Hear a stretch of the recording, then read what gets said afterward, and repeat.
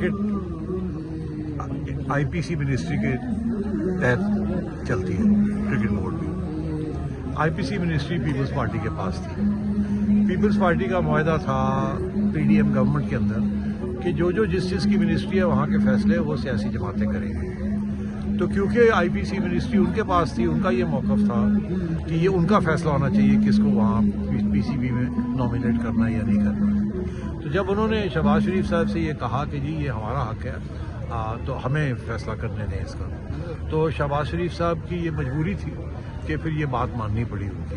تو جب انہوں نے مجھے یہ کہا کہ زرداری صاحب یہ چاہتے ہیں کہ وہ ذکا اشرف صاحب کو لانا چاہتے ہیں، تو میں نے کہا جی ٹھیک ہے میں پھر اسٹیپ اسائڈ کرتا ہوں. تو ایسے یہ ہوا ہے.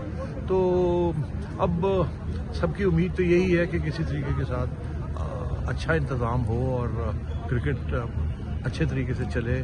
مجھے اس چیز کا بڑا افسوس ہے کہ پچھلے 7-8 مہینے میں کچھ سیاسی مسلط کا شکار ہو گئے زرداری صاحب سے اور کرکٹ کو بلیک میل ہو گئے. نہیں ایسے نہیں. بات یہ ہے کہ جب ایک الائنس گورنمنٹس ہوتی ہے نا، ملی جلی کولیشن گورنمنٹس ہوتی ہے، تو سب کو ساتھ لے کے